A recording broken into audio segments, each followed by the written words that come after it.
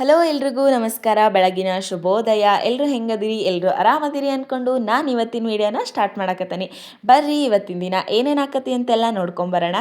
ನಾನು ಇವತ್ತು ಸ್ವಲ್ಪ ಲೇಟ್ ಆಗಿದ್ದಿದ್ರಿ, ಹಾಗಾಗಿ ಕೆಲಸ ಎಲ್ಲ ಲೇಟ್ ಅನ್ಸಾತಿತ್ತು ನನಗೆ. ನಾವು ಡೈಲಿ ಬೆಳಗ್ಗೆ ಬೇಗ ಎದ್ದೇಳ್ತೀವಲ್ರಿ, ಹಾಗಾಗಿ ಒಂದಿನ ಲೇಟ್ ಆಗಿದ್ರೆ ಹಿಂಗಾಗ್ಬಿಡ್ತೈತಿ. ನಾನು ನಿನ್ನೆ ಕೆಲಸ ಮುಗಿಸ್ಕೊಂಡು ನೈಟ್ ಬಂದು ಮಲ್ಕೊಳ್ಳೋದು ಲೇಟ್ ಆಗಿತ್ತು ರೀ. ನೀವೇ ನೋಡಿದ್ರಲ್ಲ, ನಾವು ಅಲ್ಲಿಂದ ಬರೋದ 11 ಗಂಟೆ ಆಗಿತ್ತು. ಅದಾದಮೇಲೆ ಊಟ ಮಾಡಿ ಮಲ್ಕೊಳ್ಳೋಕೆ ಲೇಟ್ ಆಗಿತ್ತು, ಹಾಗಾಗಿ ಇವತ್ತು ಬೆಳಗ್ಗೆ ಎದ್ದೇಳೋದು ಕೂಡ ಲೇಟ್ ಆಯಿತು. ಆಮೇಲೆ ಇಲ್ಲಿ ಅಪ್ಪಾಜಿಗೆ ಟೀ ಇಟ್ಟು ನಮ್ಮ ಮನೆಯವ್ರಿಗೆ ಮಾಲ್ಟ್ ಮಾಡೋಣ ಅಂತ ಹೇಳಿ ಅವ್ರಿಗೆ ಕೂಡ ಇಟ್ಟೇನಿ. ಅವ್ರಿಗೆ ಅಂತ ಹೆಸರು ಹೇಳ್ತೇನೆ ರೀ, ಆದ್ರೆ ಮಾಲ್ಟ್ನ ನಾನು ಕುಡಿತೇನೆ ರೀ. ಸುಮ್ಮನೆ ವಿಡಿಯೋದೊಳಗೆ ಅವ್ರ ಹೆಸರು ಹೇಳೋದಷ್ಟ ನನ್ನ ಮನೆಯವ್ರಿಗೆ ಅಂತ ಹೇಳಿ. ಆಮೇಲೆ ಅದು ಕುದಿಯತ್ತಿತ್ರಿ ನೀರು, ಹಾಗಾಗಿ ಅದಕ್ಕೆ ಪೌಡ್ರ್ ಹಾಕಿ ಮಿಕ್ಸ್ ಮಾಡಿದ್ದು ನೋಡ್ರಿ.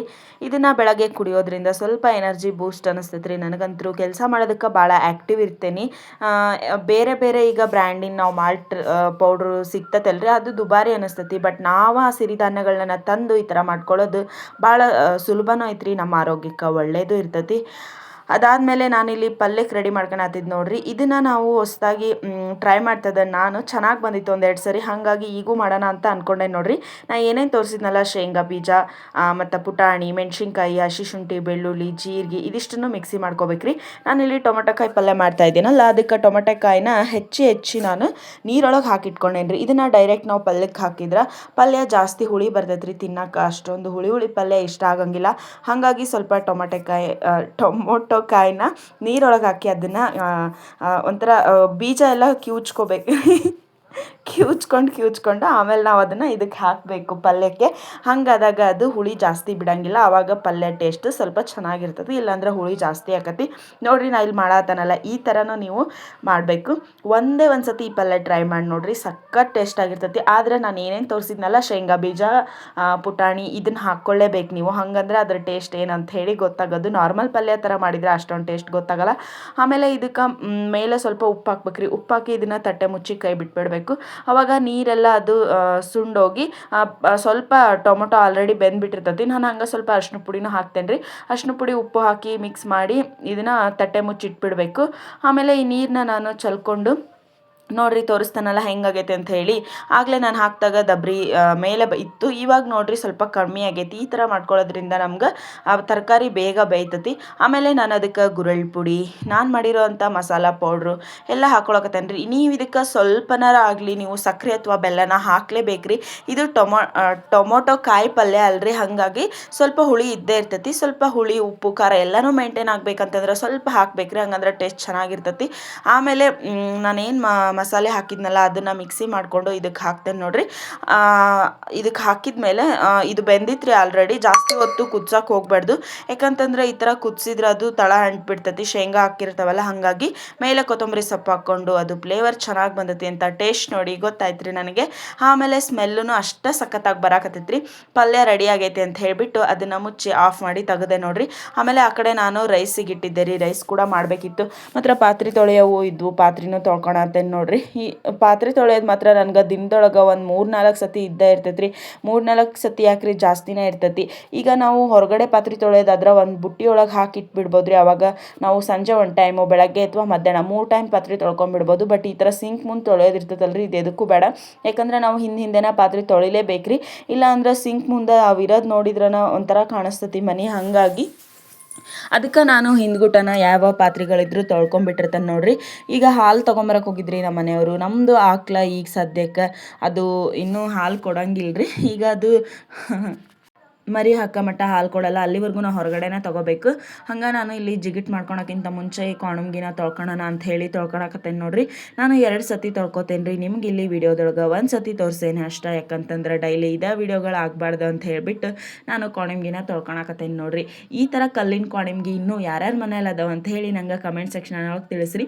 ಯಾಕಂತಂದ್ರೆ ಈಗಿನ ಜನ್ರೇಷನ್ನೊಳಗೆ ಇಂಥ ಕಾಣಂಗಿಗಳು ಸಿಗೋದು ಭಾಳ ಕಮ್ಮಿ. ಇವತ್ತು ನಮ್ಮ ಮನೆ ಪಕ್ಕ ಒಂದು ನಮ್ಮ ಮನೆ ಬಾಜು ರೀ, ಅಲ್ಲಿ ನಾವು ಹುಲ್ಲಿನ ಬಣವಿ ಮತ್ತು ಮೇವಿನ ಬಣವಿ ಒಟ್ಟುತ್ತವಿ ಎತ್ತಿಗೆ ಆಕಳುಗಳಿಗೆ. ಅದನ್ನು ಒಟ್ಟಕ್ಕೆ ಒಂದು ಕೆಳಗೆ ಕಟ್ಟಿ ಥರ ಕಟ್ಸಾಕತ್ತಾರೆ. ಯಾಕಂತಂದ್ರೆ ಇಲಿಗಳ ಕಾಟ ಜಾಸ್ತಿ ಆಗ್ಯಾವ, ಹಾಗಾಗಿ ಅದಕ್ಕೆ ಇವತ್ತಲ್ಲಿ ಗೌಂಡಿಯರು ಕೂಡ ಬಂದಿದ್ರು. ಅವ್ರಿಗೂ ಸಹಿತ ನಾನು ರೊಟ್ಟಿ ಊಟನ ಕೊಡೋಣ ಅಂತ ಅಂದ್ಕೊಂಡೆ. ಮತ್ತೆ ತಿಂಡಿ ಮಾಡೋದು ಬೇಡ ಅಂಥೇಳಿ ಇವತ್ತು ರೊಟ್ಟಿನ ಜಾಸ್ತಿನ ಮಾಡೋಣ ಅಂಥೇಳಿ ಮಾಡಾಕತ್ತೇನೆ ನೋಡ್ರಿ. ಇದನ್ನು ನಾವು ಜಾಸ್ತಿ ಅಳಕಾಗಿ ಮಾಡ್ಕೋಬಾರ್ದ್ರಿ, ಸ್ವಲ್ಪ ಗಟ್ಟಿಯಾಗನ ಮಾಡ್ಕೋಬೇಕು, ಅಂದರೆ ರೊಟ್ಟಿ ತೆಳ್ಳಗೆ ಬರ್ತವೆ. ಅದಕ್ಕೆ ನಾನಿಲ್ಲಿ ಇಷ್ಟು ಜಿಗುಟನ್ನ ಮಾಡಿಕೊಂಡು ನೋಡಿರಿ, ನಾನು ಪಲ್ಯ ಸಾಂಬಾರು ಅನ್ನ ಮಾಡ್ಕೊಂಡೇನಿ. ಆಮೇಲೆ ಇಲ್ಲಿ ಜಿಗುಟನ್ನು ಹಾಕ್ಕೊಂಡೇನಿ. ಈಗ ಇಷ್ಟು ಭಾಳ ಹಾಕವ್ರಿ ರೊಟ್ಟಿ, ಮಿನಿಮಮ್ ಅಂದ್ರೂ ಒಂದು 40 ರೊಟ್ಟಿ ಆಗ್ತಾವ್ರಿ. ಇಷ್ಟು ಜಿಗುಟೊಳಗೆ 40ರಿಂದ 50 ರೊಟ್ಟಿ ಆಗ್ತಾವೆ. ಅವ್ರಿಗೂ 2 ಟೈಮ್ ಊಟಕ್ಕೆ ಕೊಡ್ಬೇಕ್ರಿ. ಬೆಳಗ್ಗೆ ನಾನು ತಿಂಡಿಗೂ ರೊಟ್ಟಿನ ಕೊಡ್ತೇನೆ ರೀ, ಮಧ್ಯಾಹ್ನ ಊಟಕ್ಕೂ ರೊಟ್ಟಿನ ಕೊಡ್ತೇನೆ. ಹಾಗಾಗಿ ಇಷ್ಟಕ್ಕೊಂತ ರೊಟ್ಟಿ ಮಾಡ್ಕೊಂಡೇನಿ ನೋಡ್ರಿ. ಬೇಗ ಇದನ್ನು ನಾನು ನಾದ್ಕೊಂಡು ಆಮೇಲೆ ಹಂಚು ಕಾಯಕ್ಕೆ ಇಟ್ಕೊಂಡು ರೊಟ್ಟಿನ ಮಾಡ್ಬೇಕು ನೋಡ್ರಿ. ಇಷ್ಟು ರೊಟ್ಟಿನ ನಾವು ಜಾಸ್ತಿ ಬೆಳಗ್ಗೆನ ಮಾಡಿಟ್ಕೊಂಡ್ಬಿಟ್ವಿ ಅಂದ್ರೆ ನಮ್ಗೆ ಅಡುಗೆ ಮನೆ ಟೆನ್ಷನ್ ಇರಲ್ರಿ. ನಾವು ಮಧ್ಯಾಹ್ನಕ್ಕೆ ಮುದ್ದೆ ಮಾಡಬೇಕು ಅಥವಾ ರಾತ್ರಿಗೆ ಏನೋ ಒಂದು ಸ್ನ್ಯಾಕ್ಸ್ ಮಾಡಬೇಕು, ಹಾಗೇನೇ ಇರಲ್ರಿ. 3 ಟೈಮು ನಮ್ಮದು ರೊಟ್ಟಿ ಊಟನ ಇರ್ತದೆ ನೋಡ್ರಿ. ತಿಂಡಿ ಮಾಡಬೇಕಾದ್ರೆ ನನಗೆ ಸ್ವಲ್ಪ ಬೇಜಾರು ಅನಿಸುತ್ತೆ. ಬೆಳಗ್ಗೆ ಒಂದು ತಿಂಡಿ ಮಾಡಬೇಕು, ಮಧ್ಯಾಹ್ನ ಊಟಕ್ಕೆ ಏನಾರ ಒಂದು ಮಾಡಬೇಕು, ಮತ್ತು ನೈಟ್ ಊಟಕ್ಕೆ ಏನಾರ ಒಂದು ಮಾಡಬೇಕು ಅಂಥ ಟೈಮ್ನಾಗ ನಂಗೆ ಬೇಜಾರಾಗೋದು. ಬಟ್ ರೊಟ್ಟಿ ಮಾಡಿದಾಗ ನನ್ನ ಕೆಲಸ ಆಲ್ಮೋಸ್ಟ್ ಆಲ್ ಬೇಗನೆ ಆಗಿರ್ತೈತಿ. ಇವತ್ತು ಇಷ್ಟಕ್ಕೊಂತ ಅವರು 3 ಜನ ಬಂದಿದ್ರಿ, ಹಾಗಾಗಿ ಇಷ್ಟಕ್ಕೊಂತ ರೊಟ್ಟಿ ಮಾಡೇನಿ ನಾನು. ಜಾಸ್ತಿನ ಆಗಿದ್ವು ರೊಟ್ಟಿ. ಉದ್ದಿ ಬೇಯಿಸೋದ್ರೊಳಗೆ ಬೇಜಾರಾಗೋಯ್ತು ರೀ ರೊಟ್ಟಿ ಮಾಡೋದು. ಯಾಕಂತಂದ್ರೆ ಬೆಳಗ್ಗೆ ನಂದು 10 ಗಂಟೆಗೆ ರೊಟ್ಟಿ ಮಾಡೋದು ಮುಗಿದು ಬಿಡ್ತೈತೆ ರೀ, ಬೆಳಗಿಂದ ಎಲ್ಲ ಕೆಲಸ ಮುಗಿಸ್ಕೊಂಡು. ಇವತ್ತು ನಂದು 11:30 ಆಗಿತ್ತು ರೀ ಇಷ್ಟೆಲ್ಲ ಕೆಲಸ ಮುಗಿಸ್ಟ್ರೊಳಗೆ. ಇದೆಲ್ಲ ಕೆಲಸ ಮುಗಿದ್ಮೇಲೆ ನಾನು ಮತ್ತು ಊಟ ಮಾಡಿದೆ ರೀ. ಆಮೇಲೆ ಊಟ ಮಾಡಿದೆ. ಆಮೇಲೆ ಹಂಗೆ ಊಟ ಮುಗಿಸ್ಕೊಂಡ್ಮೇಲೆ ನಮ್ಮ ಮನೆಯವ್ರು ಕೂಡ ಬಂದರು, ಅವ್ರಿಗೂ ಊಟಕ್ಕೆ ಹಾಕ್ಕೊಟ್ಟೆ ರೀ. ಅವರು ಬಿಸಿ ರೊಟ್ಟಿನ ಅಲ್ಲೇ ತಿಂದುಬಿಟ್ರು. ಆದರೆ ಅಪ್ಪಾಜಿ ಇನ್ನೂ ಗೌಂಡಿಯರ ಹತ್ರ ಇತ್ತು, ಹಾಗಾಗಿ ಅವ್ರು ಇನ್ನೂ ಬೇಗ ಬಂದಿರಲಿಲ್ಲ. ಆಮೇಲೆ ಇವತ್ತು ಒಲಿನೂ ಬೇಗ ಹತ್ತಿತ್ತು ರೀ. ಆದರೆ ಸಣ್ಣ ಕಟ್ಗೆ ಇಟ್ಟಿರೋದ್ರಿಂದ ಬೇಗ ಉರಿದು ಕಟ್ಗೆ ಹೊಂಟಿದ್ದೀವಿ ರೀ. ಹಾಗಾಗಿ ಸ್ವಲ್ಪ ದಪ್ಪನ ಕಟ್ಗೆ ಇಡಬೇಕು. ಸ್ವಲ್ಪ ಇವತ್ತು ನನ್ನ ಜಿಗಿಟು ಅಳಕ ಆಗಿತ್ತು ರೀ, ಹಾಗಾಗಿ ನಂಗೆ ಸ್ಪೀಡಾಗಿ ರೊಟ್ಟಿ ಓದಕ್ಕೆ ಆಗ್ತಿರ್ಲಿಲ್ಲ, ಸ್ವಲ್ಪ ಸ್ಲೋನೇ ಆಗಿತ್ತು. ಹಿಂಗೆ ಅಳಕಾಗ್ಬಿಟ್ರೆ ಭಾಳ ಕಷ್ಟ ಆಗಿಬಿಡ್ತೈತೆ ನೋಡ್ರಿ. ನಾನಿವತ್ತು ಅಷ್ಟು ರೊಟ್ಟಿನ ಮಾಡಿ ಮುಗಿಸಿ ಆಮೇಲೆ ಎಲ್ಲ ಕೆಲಸ ಮುಗಿಯೋಷ್ಟ್ರೊಳಗೆ ಭಾಳ ಲೇಟ್ ಆಗಿಬಿಟ್ಟಿತ್ತು ರೀ ನನಗೆ. ಇವತ್ತು ಏನು ಮಾಡೋಕ್ಕಾಗಲ್ಲ ಕೆಲವೊಂದು ಸತಿ. ಅದರೊಳಗೂ ರೈತರ ಮನೆಯೊಳಗೆ ಇಂಥ ಕೆಲಸಗಳೆಲ್ಲ ಸಾಮಾನ್ಯನ ಇರ್ತಾವ್ರಿ.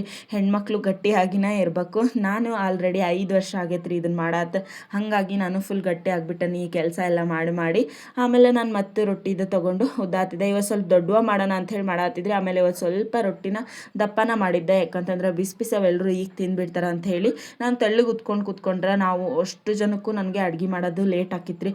ಯಾಕಂತಂದ್ರೆ ನನ್ನನ್ನು ಸೇರಿಸ್ಕೊಂಡು ನಾವು 6 ಜನ ಇದ್ದೀವಿ, 6 ಜನಕ್ಕೆ ರೊಟ್ಟಿ ಮಾಡ್ಬೇಕಿತ್ತು ನೋಡ್ರಿ. ಹಾಗಾಗಿ ಹಿಟ್ಟು ಜಾಸ್ತಿ ಹಚ್ಚಿದ್ದಕ್ಕೆ ರೊಟ್ಟಿ ತಿರುಗಲಿಲ್ಲ ರೀ. ಅದಕ್ಕೊಂದು ಟ್ರಿಕ್ಸ್ ಏನಂತಂದ್ರೆ ಸ್ವಲ್ಪ ನೀರೊಳಗೆ ಕೈ ಎದ್ದಿ ಹಂಗೆ ರೊಟ್ಟಿನ ತಿರ್ಗಿಸ್ಕೊತ ಹೋದ್ರೆ ರೊಟ್ಟಿ ತಿರುಗ್ತದೆ ನೋಡ್ರಿ. ಆಮೇಲೆ ನಾನು ಬೇಗ ರೊಟ್ಟಿ ಮಾಡಿ ಮುಗಿಸ್ಕೊಂಡೆ ರೀ.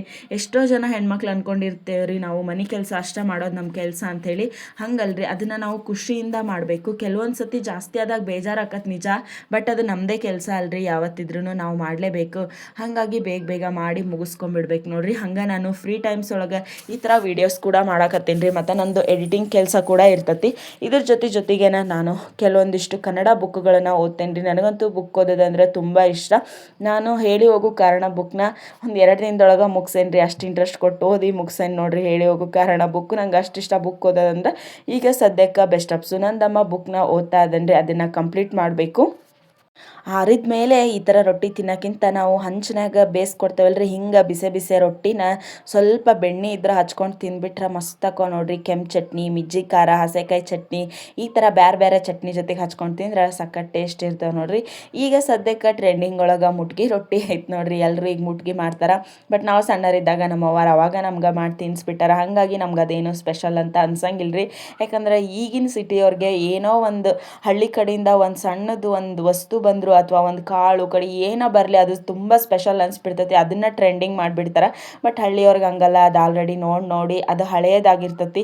ಈಗ ಹೆಂಗಾಗೈತಿ ಅಂದ್ರೆ ಲೈಫು, ಸಿಟಿಯವರೆಲ್ಲ ಹಳ್ಳಿ ಕಡೆ ವಾಲ್ತಾ ಇದ್ದಾರೆ, ಹಳ್ಳಿಯವರೆಲ್ಲ ಸಿಟಿ ಕಡೆ ವಾಲ್ತಾ ಇದ್ದಾರೆ.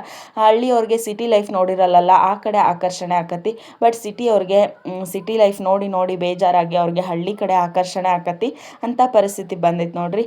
ಹೋಗ್ಲಿ ಬಿಡ್ರಿ, ಸಿಟಿಯವ್ರದ್ದು ಹಳ್ಳಿಯವ್ರದ್ದು ನಮ್ಗೆ ಯಾಕೆ, ಸದ್ಯಕ್ಕೆ ನಮ್ಮ ರೊಟ್ಟಿ ಮಾಡೋದು ಕೆಲಸ ಇದು ನೋಡ್ರಿ. ರೊಟ್ಟಿ ಸ್ವಲ್ಪ ಸೈಡಿಗೆ ಹರಿದ್ಬಿಟ್ಟಿದ್ದೆ ನಾನು. ಈ ಥರ ಆತಂದು ನನಗಂತೂ ಬೇಜಾರಾಕತ್ರಿ. ಪ್ರತಿಯೊಂದು ರೊಟ್ಟಿನೂ ಚೆನ್ನಾಗಿರ್ಬೇಕು ನನಗೆ. ಆಮೇಲೆ ನಮ್ಮ ಮನೆಯವ್ರು ಬಂದರು, ಅವ್ರ ಜೊತೆಗೆ ನಾನು ಕೂತ್ಕೊಂಡು ಊಟ ಮಾಡಿ ಇಬ್ಬರು ಸೇರಿ ಸ್ವಲ್ಪ ಪಕ್ಕಕ್ಕೆ ಬಂದೆ ನೋಡ್ರಿ. ಈ ಥರ ಮೆಸ್ ಎತ್ತಿ ಒಳಗಡೆ ಬಂದ್ವಿ. ಮುಂದೆ ಮೆಸ್ ಹಾಕಿರ್ತೇವ್ರಿ, ಯಾಕಂತಂದ್ರೆ ನೊಣದ ಕಾಟ ಜಾಸ್ತಿ ಇರ್ತತಿ. ಹೂಜಿ ದೊಡ್ಡ ದೊಡ್ಡ ಇರ್ತಾವಲ್ರಿ, ಅವು ರೇಷ್ಮೆ ಹುಳದ ಮೈ ಒಳಗೆ ಹೋಗ್ಬಿಡ್ತಾವೆ. ಸೊಪ್ಪು ಹಾಕಿ ಮುಗಿಸ್ಕೊಂಬಂದು ಮನೆಯೆಲ್ಲ ಕ್ಲೀನ್ ಮಾಡಿದೆ ರೀ ನಾನು. ಹಂಗೆ ಎಲ್ಲ ಬಿಟ್ಟು ಹೋಗಿರ್ತೇನೆ. ಹಾಗಾಗಿ ಆಮೇಲೆ ಕಸ ಹೊಡೆದು ನೆಲ ಒರೆಸಿ ಸೋಫಾಗಳೆಲ್ಲ ಒರೆಸಿ ಹಬ್ಬ ಇಷ್ಟೆಲ್ಲ ಕೆಲಸ ಮಾಡಿ ಮುಗಿಸಿದ್ ನೋಡ್ರಿ. ಆಮೇಲೆ ಇವತ್ತು ಯಾಕೋ ವಾತಾವರಣ ಸ್ವಲ್ಪ ಮೋಡ ಕವಿದಿರೋ ಥರ ಇತ್ತು ರೀ. ನನಗಿದು ಬೇಸಿಗೆಗಾಲನ ಅಥವಾ ಮಳೆಗಾಲನ ಅಂತ ಅನಿಸ್ಬಿಟ್ಟಿತ್ತು. ಆಮೇಲೆ ನಿನ್ನೆ ಒಗ್ದಾಕಿರೋ ಬಟ್ಟೆ ಎಲ್ಲ ಆರಿದ್ವು. ಹಾಗಾಗಿ ಅವ್ನು ತಗೊಂಬಂದು ಮಡ್ಚಿಡಾಕತ್ತೇನೆ ನೋಡ್ರಿ. ನನಗೆ ಈ ಥರ ಬೆಡ್ ಮೇಲೆ ಬಟ್ಟೆ ಭಾಳ ಹೊತ್ತು ಇದ್ರೆ ಇಷ್ಟ ಆಗಂಗಿಲ್ಲ ರೀ. ಹಿಂದೆನ ಕ್ಲೀನ್ ಮಾಡ್ಕೊಂಬಿಡ್ಬೇಕು. ಹಾಗಾಗಿ ಇದನ್ನ ಕ್ಲೀನ್ ಮಾಡಾಕತ್ತೇನೆ. ಅದಾದಮೇಲೆ ನಮ್ಮ ಮನೆಯವರು ನೈಟು ನಾನು ಮಲ್ಕೊಂಡಿದ್ರಿ ರಾತ್ರಿ. ಆವಾಗ ಅವರು ಒಂದು ಮದ್ವೆಗೆ ಹೋಗಿದ್ರು. ಮದ್ವೆ ಮುಗಿಸ್ಕೊಂಡು ಬರೋ ಮುಂದೆ ನಿನಗೊಂದು ಸರ್ಪ್ರೈಸ್ ಅಂತಂದರು. ಏನು ಅಂತ ನೋಡಿದ್ರೆ ನಮ್ಮ ಮನೆಯವರು ನನಗೋಸ್ಕರ ಸರ್ಪ್ರೈಸ್ ತೊಗೊಂಬಂದಾರ ನೋಡ್ರಿ. ಐಸ್ ಕ್ರೀಮ್ ತೊಗೊಂಬಂದಾರ್ರಿ. ಭಾಳ ದಿನ ಆಗಿತ್ತು. Congratulation brother. ಅವ್ರು ಐಸ್ ಕ್ರೀಮ್ ಕೊಡ್ತಾಯಿದ್ರು. ನನಗಂತೂ ಸಖತ್ ಖುಷಿಯಾಗಿತ್ತು ರೀ. ನಂಗೆ ಡೈರಿ ಡೇ ಐಸ್ ಕ್ರೀಮ್ ಅಂದರೆ ಸಖತ್ ಇಷ್ಟ, ಅದಕ್ಕೋಸ್ಕರ. ಆಮೇಲೆ ಇನ್ನೊಂದು ಸರ್ಪ್ರೈಸ್ ಅಂತ ಹೇಳಿ ಪಾನ್ ಕೂಡ ತಂದಿದ್ರು ನೋಡ್ರಿ. ಇವತ್ತಿನ ವಿಡಿಯೋ ಇಷ್ಟ ಆದ್ರೆ ಲೈಕ್ ಮಾಡಿರಿ. ಮತ್ತು ಬೇರೆ ವಿಡಿಯೋದಾಗ ಸಿಗ್ತೇನೆ ರೀ.